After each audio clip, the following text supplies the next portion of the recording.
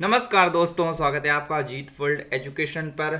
और साइंस की 2000 क्वेश्चंस की सुपर सीरीज ये शुरू होने वाली है। और मैं आपको बता दूं, इनको हम वन लाइनर्स में करेंगे ताकि आप इनको एग्जाम टाइम में कम से कम समय में रिवीजन कर सकें। और इनकी प्लेलिस्ट को आप सेव करके रख लीजिए। आपके एग्जाम में इनके बाहर कोई भी क्वेश्चंस नहीं जाने वाला है। और मैं आपको बता दूं, ये जो क्वेश्चंस मैंने लिए हैं, रेलवे में जितने भी आए हुए क्वेश्चंस हैं प्रीवियस ईयर में, उन सभी क्वेश्चंस को हम इनमें कवर करेंगे। और यदि आपने पहले पढ़े हैं तो आप देखेंगे कि बिल्कुल एज इट इज वही क्वेश्चन मैंने लिए हैं। और ये वन लाइनर के तौर पर इसलिए लिए हैं क्योंकि इनको हम कम समय में रिवीजन कर सकें और कम समय में इसको आसानी से कर सकें, क्योंकि डिटेल्स में हमने बहुत पढ़ लिया है। अब हम इनको वन लाइनर्स में एग्जाम के लिए ही प्रिपरेशन कर रहे हैं। तो चलिए शुरू करते हैं। आज का हमारा पहला क्वेश्चन है, एनालिडा ग्रुप में मुख्यतः कौन से जंतु आते हैं? तो जोंक केंचुआ इसका अपना राइट आंसर हो जाएगा। ठीक है, नेक्स्ट चलते हैं। इस वीडियो को मैं कम से कम समय में समाप्त करने की कोशिश करूंगा। और इसमें हमने 100 क्वेश्चन लिए हैं, ऐसे आपके लिए 20 पार्ट हम देंगे तो ये 2000 क्वेश्चंस हो जाएंगे। ठीक है, चलिए आगे चलते हैं। आर्थ्रोपोडा ग्रुप में मुख्यतः कौन से जंतु आते हैं? तो तिलचट्टा, मच्छर, खटमल, मक्खी, ये सभी आर्थ्रोपोडा ग्रुप में आते हैं। बस आपको क्या करना है, आपको ध्यान से इनको देखते रहना है और आप पाएंगे कि 100 क्वेश्चन आपको याद हो गए हैं बिल्कुल लास्ट में। ठीक है, नेक्स्ट चलते हैं। मोलस्का ग्रुप के अंतर्गत मुख्यतः कौन से जंतु आते हैं? तो घोंघा सीपी जो है वह मोलस्का ग्रुप के अंतर्गत आते हैं। इकाइनोडर्मेटा संघ के अंतर्गत मुख्यतः कौन से जंतु आते हैं? तो तारा मछली और ब्रिटिल स्टार इकाइनोडर्मेटा संघ के अंतर्गत आते हैं। नेक्स्ट चलते हैं। मनुष्य की पाचन क्रिया का प्रारंभ कहां से होता है? तो मनुष्य की पाचन क्रिया का प्रारंभ मुख से ही हो जाता है। ठीक है, नेक्स्ट चलते हैं। शिराएं द्वारा कौन सा रक्त प्रवाहित होता है? तो शिराएं अशुद्ध रक्त को प्रवाहित करती हैं। और धमनी द्वारा कौन सा रक्त प्रवाहित होता है? तो धमनी शुद्ध रक्त को प्रवाहित करती हैं और जो शिराएं रहती हैं वह अशुद्ध रक्त को प्रवाहित करती हैं। ठीक है, नेक्स्ट चलते हैं। कौन सा विटामिन जल में घुलनशील होता है? तो विटामिन बी, सी जल में घुलनशील होते हैं, जबकि ए, डी, ई के ये होते हैं, ये वसा में घुलनशील विटामिन होते हैं। ठीक है, नेक्स्ट चलते हैं। सोडियम का क्या कार्य है? तो यह रक्त दाब को नियंत्रित करने में सहायक है तथा जल को संतुलित बनाए रखता है। तो सोडियम का क्या कार्य है? रक्त दाब को नियंत्रित करता है। ठीक है, नेक्स्ट चलते हैं। नेक्स्ट क्वेश्चन क्या है? पोटेशियम का क्या कार्य है? यह हृदय की धड़कन तथा जल को संतुलित बनाए रखता है। क्या काम करता है पोटेशियम? हृदय की धड़कन और जल को संतुलित बनाए रखता है। ठीक है, नेक्स्ट चलते हैं। ग्लूकोज बिना ऑक्सीजन की उपस्थिति में मांसपेशियों में प्रतिक्रिया कर क्या बनाता है? तो लैक्टिक अम्ल बनाता है।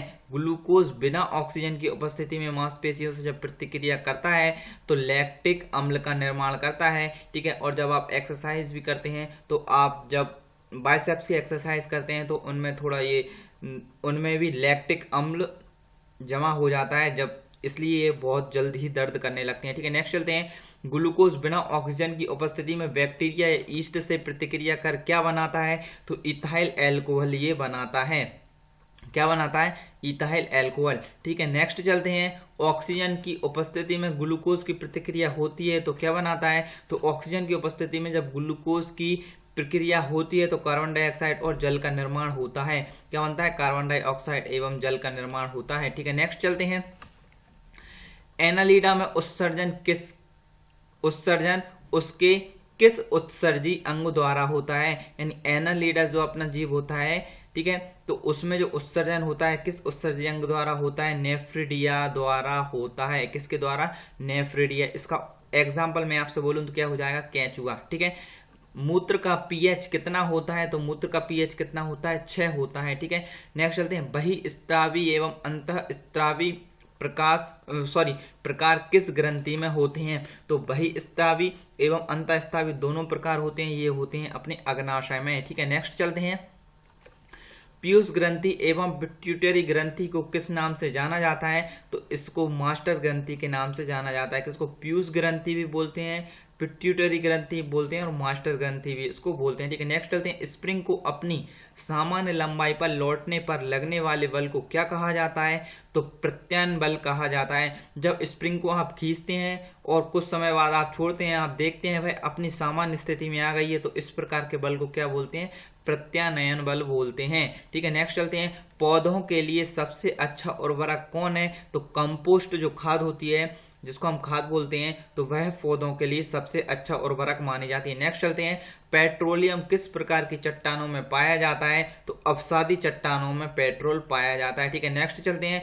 गुब्बारों को उड़ाने के लिए काम में लाई जाने वाली गैस कौन सी है? तो हीलियम गैस गुब्बारों को उड़ाने के लिए काम में लाई जाती है। कौन सी?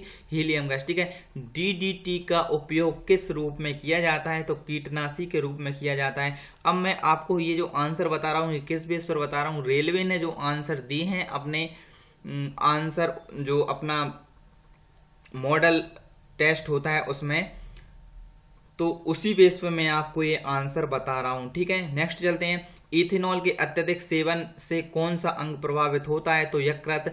इथेनॉल यानी आप समझ गए होंगे, जो एल्कोहल रहता है, जिसको आप आम भाषा में दारू बोलते हैं, वही इथेनॉल और वही एल्कोहल होता है। तो उससे यकृत यानी अपना लीवर अंग प्रभावित होता है, और इससे ज्यादातर समस्या आती है, वह क्या आती है? लीवर सिरोसिस की समस्या आती है इथेनॉल के सेवन से। ठीक है, नेक्स्ट चलते हैं। सभी अम्लों में अनिवार्य रूप से पाए जाने वाला पदार्थ क्या है? तो सभी अम्लों में अनिवार्य रूप से, मतलब ऐसा कोई भी अम्ल नहीं है जिसमें हाइड्रोजन नहीं पाया जाता हो। तो सभी अम्लों में अनिवार्य रूप से पाए जाने वाला पदार्थ क्या है? हाइड्रोजन अपना हो जाएगा। आग लगने तथा फैलने की सबसे कम संभावना किस वस्त्र में होती है? तो इसका आंसर क्या हो जाएगा? सूती वस्त्र इसका अपना राइट आंसर हो जाएगा। लोहा सबसे महत्वपूर्ण स्रोत कौन है? मतलब जो आयरन अपन बोल सकते हैं इसको आयरन का सबसे महत्वपूर्ण स्रोत कौन सा है? तो हरी सब्जियां। अपने बॉडी में आयरन की आवश्यकता पड़ती है। ठीक है, तो और जो आयरन रहता है वह अपनी ब्लड में रहता है। ठीक है, एक पिगमेंट के रूप में रहता है। तो हरी सब्जियां आप खाओगे तो आयरन की कमी आपकी दूर हो जाएगी। ठीक है, आयरन की गोली भी आती है। ठीक है, और सबसे ज्यादा समस्या ये महिलाओं में होती है। ठीक है, गैसोलीन को किसके साथ मिश्रण करके गैसोहॉल बनाया जाता है? तो इथाइल एल्कोहल। क्या हो जाएगा? इथाइल एल्कोहल इसका अपना राइट आंसर हो जाएगा। गैसोलीन को इथाइल एल्कोहल के साथ मिश्रण करके गैसोहॉल बनाया जाता है। ठीक है, नेक्स्ट चलते हैं। तत्कालिक ऊर्जा के लिए धावकों को कौन सा पदार्थ दिया जाता है? तो ग्लूकोज दिया जाता है। क्या दिया जाता है? ग्लूकोज। तत्कालिक ऊर्जा यानी एकदम जैसे तुरंत आपको एनर्जी चाहिए तो आपको कौन सा पदार्थ देंगे? ग्लूकोज आपको देंगे। ठीक है, मानव जाति के लिए ओजोन परत क्यों महत्वपूर्ण है? क्योंकि ये अपनी परावैंगनी किरणों से अपनी रक्षा करती है। यानी परावैंगनी किरणों, सूर्य से आने वाली परावैंगनी किरणों को ये वहीं पर रोक देती है, और ओजोन परत यहां पर नीचे आने नहीं देती। क्या? ओजोन परत परावैंगनी किरणों को नीचे नहीं आने देती। ठीक है, नेक्स्ट चलते हैं। गैस की जो लौ रहती है, सबसे गर्म हिस्से को उसको क्या कहते हैं? तो ज्योतिहीन क्षेत्र कहते हैं। गैस की जो लौ रहती है और सबसे गर्म हिस्से को क्या कहते हैं? ज्योतिहीन क्षेत्र कहते हैं। याद रखना है आपको। सोने का शुद्ध रूप कितने कैरेट होता है? 24 कैरेट होता है, लेकिन जब आभूषण बनाते हैं तो 24 कैरेट के आभूषण नहीं बनते हैं, इसलिए उसमें कुछ मिश्रण करके 20-22 कैरेट के आप आभूषणों को बना सकते हैं। ठीक है, नेक्स्ट चलते हैं। शनिवार किसका अयस्क है? तो शनिवार पारे का अयस्क है, Hg, जिसका परमाणु क्रमांक 80 होता है। ठीक है, नेक्स्ट चलते हैं। शरीर के ताप का नियंत्रण किसके द्वारा होता है? तो शरीर के ताप का नियंत्रण होता है हाइपोथैलेमस भाग के द्वारा। ठीक है, नेक्स्ट चलते हैं।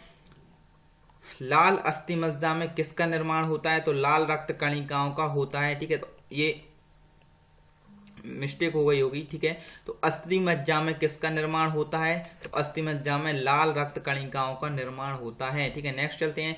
कशेरुक दंड में कितनी हड्डियां होती हैं? तो कशेरुक दंड में अपनी 33 हड्डियां होती हैं। कितनी? 33। याद रखना है आपको। कशेरुक दंड में आपकी 33 हड्डियां होती हैं। बीसीजी का पूरा नाम क्या है? Bacillus Calmette Guérin. क्या है? बीसीजी, बैसिलस कैलमेट ग्यूरिन, ठीक है। तो ये BCG टीका लगाया जाता है, उसका ये पूरा नाम। तो एथलीट फुट नामक रोग किससे होता है? तो कवक द्वारा ये होता है। दमा नामक रोग किससे होता है? तो कवक द्वारा ही दमा नामक रोग होता है। और इनकी अपन ने वीडियो भी डाल रखी है कि एथलीट, दमा, कवक से होने वाले रोग, इन सभी की प्ले लिस्ट में जाके आप चेक कर सकते हैं, ठीक है। नेक्स्ट चलते हैं, फाइलेरिया नामक रोग किस कारण से होता है? तो कृमि से होता है। यानी जो फाइलेरिया नामक रोग रहता है भाई कृमि से होता है, ठीक है। नेक्स्ट चलते हैं, सूत्र कणिका को अन्य नाम से भी जाना जाता है, वह है माइटोकॉन्ड्रिया। क्या है? माइटोकॉन्ड्रिया नाम से भी जाना जाता है किसको? सूत्र कणिका को। और मैं आपको बता दूं, आपको रिवीजन की जरूरत नहीं पड़ेगी, क्योंकि आप इनको अभी पढ़ लीजिए मेरे साथ, क्योंकि देखो मैं इनको लगभग 2 बार तो अभी रिपीट कर रहा हूं, तो आपके माइंड में ये बहुत अच्छे तरीके से ये चले जाएंगे। और आपको क्या करना है, इनको एक प्ले लिस्ट के रूप में आपको सेव करके रख लेना है, और जब आपका एग्जाम हो उससे आपको लगभग 7 दिन पहले या फिर जब भी आपको टाइम मिले, आप दो घंटे निकाल कर 2 घंटे में ये लगभग पूरे रिवीजन हो जाएंगे। आपको स्पीड से इनको रिवीजन कर लेना है, ठीक है। नेक्स्ट चलते हैं, बट वृक्ष पादपों के किस वर्ग में आता है? तो आवृत बीजी के वर्ग में आता है। फ्लेम ऑफ द फॉरेस्ट का अर्थ क्या है? ऐसे पेड़ों से भरा वन जो पतझड़ में फूलते हैं और लाल फूल बिखेरते हैं। यानी फ्लेम ऑफ द फॉरेस्ट क्या होता है कि ऐसे पेड़ जब पतझड़ होता है तो वे फूलते हैं और लाल फूलों को बिखेरते हैं, ठीक है। नेक्स्ट चलते हैं, पेनिसिलिन किससे बनाया जाता है? तो पेनिसिलिन किससे बनाया जाता है? कवक से ये बनाया जाता है, ठीक है। नेक्स्ट चलते हैं, लाइकेन को जीवाश्म धारियों का सहजीवी सहचर समझा जाता है, वो 2 जीव कौन कौन से हैं? तो शैवाल और कवक। तो लाइकेन को 2 जीवाश्म धारियों का सहजीवी सहचर समझा जाता है, वह 2 जीव कौन से हैं? शैवाल और कवक, ठीक है। नेक्स्ट चलते हैं, आमतौर पर संश्लेषित वृद्धि माध्यम बेकरी में काम में लाया जाने वाला एगार किससे प्राप्त होता है? तो ये शैवाल से प्राप्त होता है। बेकरी में जो एगार हम यूज करते हैं वह किससे प्राप्त होता है? वह शैवाल से प्राप्त होता है। लौंग किससे प्राप्त होता है? तो लौंग पुष्पकली से प्राप्त होता है। किससे? पुष्पकली से लौंग प्राप्त होता है, ठीक है। नेक्स्ट चलते हैं, अनशन या उपवास की लंबी अवधि के दौरान शरीर में अशर्करा वर्गीय पूर्ववर्ती से पाक्ष शर्करा यानी ग्लूकोज या मधुजन ग्लाइकोजन बनने की विधि का नाम क्या है? मैंने एज इट इज इसको सेम टू सेम बिल्कुल इसको ऐसा लिख लिया है और यही ऑप्शन में था, तो ग्लूकोनवजनन इसको अपन बोलते हैं, ठीक है। नेक्स्ट चलते हैं, मतलब जब अनशन या उपवास लंबी अवधि के दौरान जब आप करते हो तो ग्लूकोज या मधुजन के आपके शरीर में जो बनता है ना, तो उस प्रक्रिया को क्या बोलते हैं? तो ग्लूकोनवजनन उसको बोलते हैं, ठीक है। आपको याद रखना है, ठीक है। नेक्स्ट चलते हैं, देखो आपके बहुत सारे क्वेश्चन आगे की वीडियो से क्लियर हो जाएंगे, क्योंकि उनमें उन पूरे जो आपके दिमाग में क्वेश्चंस हैं उन पूरे क्वेश्चंस को आगे की वीडियो में हम सॉल्व करेंगे, ठीक है। सभी जीवधारियों में पाए जाने वाला कौन सा यौगिक है जिसमें भरपूर मात्रा में फास्फोरस पाया जाता है? तो न्यूक्लिक अम्ल इसका राइट आंसर हो जाएगा, ठीक है। क्या आंसर हो जाएगा? न्यूक्लिक अम्ल। भारत में केंद्रीय धान अनुसंधान कहां पर है? तो ये कटक ओडिशा में है केंद्रीय धान का अनुसंधान केंद्र, ठीक है। बल की इकाई क्या है? तो बल की इकाई क्या है? न्यूटन है। क्या है? बल की इकाई न्यूटन, और इसका सूत्र क्या होता है? F बराबर ma, ठीक है। नेक्स्ट चलते हैं, किस वैज्ञानिक को प्रकाश संश्लेषण पर कार्य करने के लिए नोबेल पुरस्कार मिला है? तो मेल्विन कैल्विन को यह पुरस्कार दिया गया है। किसको? मेल्विन कैल्विन को। किस पदार्थ के संचय से मांसपेशी में थकावट पैदा होती है? तो लैक्टिक अम्ल। वो मैंने आपको बताया था, इससे पहले भी एक क्वेश्चन आया था लैक्टिक अम्ल का। तो किस पदार्थ के संचय से मांसपेशी में थकावट पैदा होती है? तो लैक्टिक अम्ल। मैंने आपको बताया भी था कि आप यदि जिम वगैरह जाते हो तो आप जब बाइसेप्स ट्राइसेप्स यदि आप मारते हो तो ये बहुत जल्दी थक जाते हैं, तो इसका कारण क्या है कि इसमें लैक्टिक अम्ल जमा हो जाता है, ठीक है। नेक्स्ट चलते हैं, किन रुधिर कोशिकाओं की मदद से रोगों के प्रति प्रतिरोधकता पैदा होती है? तो लसीकाणु यानी लिम्फोसाइट्स इसका अपना राइट आंसर हो जाएगा। यानी लिम्फोसाइट्स आपके शरीर में क्या काम करते हैं? रोगों से लड़ने में हेल्प करने का काम करते हैं, ठीक है। नेक्स्ट चलते हैं, मनुष्य में लाल रुधिर कणिकाओं की जीवन की अवधि कितनी होती है? तो ये कितनी होती है? 120 दिन होती है। कितनी होती है? 120 दिन होती है। सिरा रक्त, ठीक है, सिरा रक्त को ऑक्सीकरण के लिए फेफड़ों तक किसके द्वारा ले जाया जाता है? अच्छा, और इससे पहले अपन एक क्वेश्चन भी पढ़ा था थोड़ी बात इसकी कर लेते हैं। इससे पहले अपन ने एक क्वेश्चन पढ़ा था इसके बारे में कि लाल रक्त कणिकाओं का निर्माण कहाँ पर होता है, तो अस्थि मज्जा में होता है। ठीक है, ये भी आपको याद रखना है। देखो बहुत सारे क्वेश्चन आपके क्लियर होते जाएंगे जब आगे क्वेश्चन आते जाएंगे। ठीक है, सिरा रक्त को ऑक्सीकरण के लिए फेफड़ों तक किसके द्वारा ले जाया जाता है, तो फुफ्फुस धमनी के द्वारा ले जाया जाता है। ठीक है, नेक्स्ट चलते हैं। कृत्रिम गुर्दा किस सिद्धांत पर कार्य करता है, तो अपोहन के सिद्धांत पर, यानी डायलिसिस, यानी कृत्रिम गुर्दा यानी जो अपनी किडनी रहती है वह कृत्रिम रूप से जो लगाई जाती है तो वह अपोहन सिद्धांत पर काम करता है। ठीक है, ठीक है। आपने देखा होगा कि जो अपनी सुषमा स्वराज जी थी उनको भी इसी प्रकार किया गया था। ठीक है, नेक्स्ट चलते हैं।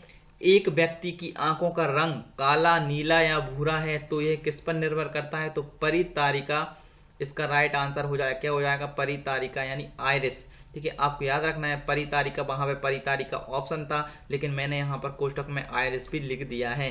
ठीक है, ताकि आप बहुत अच्छे तरीके से समझ जाएं। ठीक है, जब आंख में धूल चली जाती है तो कौन सा हिस्सा सूजकर गुलाबी हो जाता है, तो नेत्र श्लेष्मा इसका राइट आंसर हो जाएगा। कौन सा, नेत्र श्लेष्मा इसका राइट आंसर हो जाएगा। ठीक है, बच्चे के दूध पीते समय स्तनों में दूध का निकासन किसकी मदद से होता है, तो ऑक्सीटोसिन हार्मोन की वजह से ये काम होता है। ठीक है, नेक्स्ट चलते हैं। निषेचन सामान्यतः कहां पर होता है, तो ये फैलोपियन ट्यूब में निषेचन होता है जिसको हम हिंदी में बोलते हैं डिंब वाहिनी नली में। ठीक है, नेक्स्ट चलते हैं। कृत्रिम वीर्य सेचन में उद्देश्य से वृषभ वीर्य को किसमें संचित किया जाता है, तो द्रव नाइट्रोजन में संचित किया जाता है। ठीक है, यानी जो कृत्रिम, यदि आपको वीर्य का संरक्षण करना है तो आपको उसको द्रव नाइट्रोजन में रखना पड़ेगा। ठीक है, नेक्स्ट चलते हैं। किस पादप का पुष्प सबसे बड़ा होता है, तो रेफ्लेक्स या जो पौधा होता है उसका पुष्प सबसे बड़ा होता है। असत्य फल मुख्य रूप से कौन से होते हैं, नारियल, कटहल, ये असत्य फल होते हैं। और आप इनको एक मोस्टली असत्य फल वो होते हैं जिनमें बीज नहीं होता है। ठीक है, तो आप ऐसे भी इनको याद रख सकते हैं, और जिनमें बीज होता है उन्हें हम सत्य फल बोल सकते हैं। ठीक है, लेकिन इसमें से कुछ कुछ नहीं भी होते हैं। ठीक है, नेक्स्ट करते हैं। मोस्टली बता रहा हूं मैं आपको। ठीक है, मोस्टली वर्ड में आपको इसमें बता रहा हूं। ठीक है, किसी वृक्ष की आयु कैसे पता चलती है, तो बलयों को गिन करके, उनको बलयों को गिनकर किसी वृक्ष की आयु कैसे पता चलती है, तो बलयों को गिनकर। ठीक है, नेक्स्ट चलते हैं। जल संवर्धन यानी हाइड्रोपोनिक्स क्या है, तो बिना मिट्टी के पादप उगाना, बिना मिट्टी के पौधे उगाना क्या है, जल संवर्धन या हाइड्रोपोनिक्स कहलाता है। तो हाइड्रोपोनिक्स क्या होता है, बिना मिट्टी के पादप उगाना।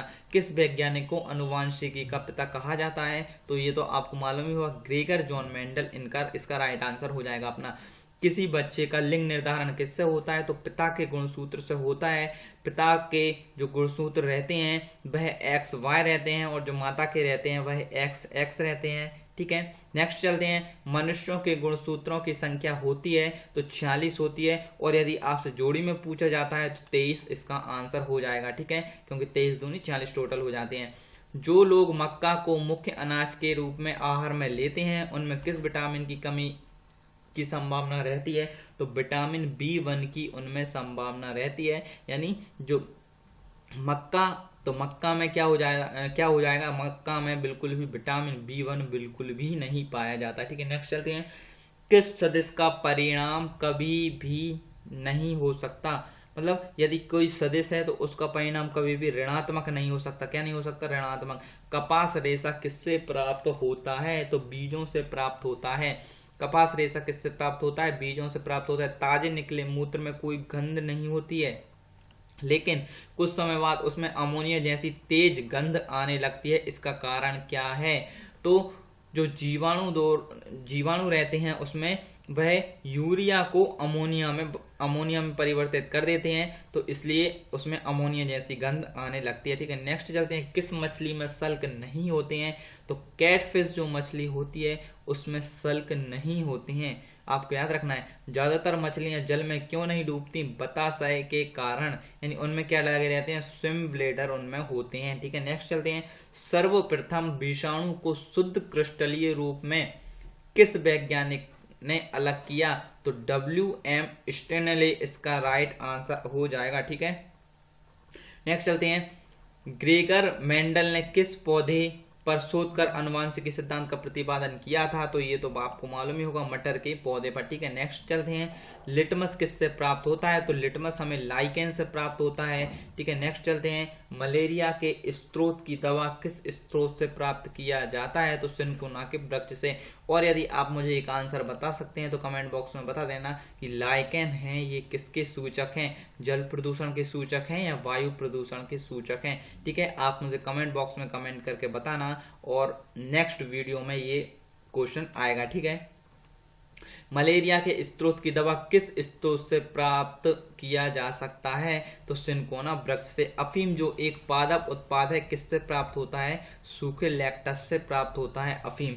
ठीक है, वाणिज्यिक काग किसके छाल से प्राप्त होती है? तो बलूत इसका यानी ओक।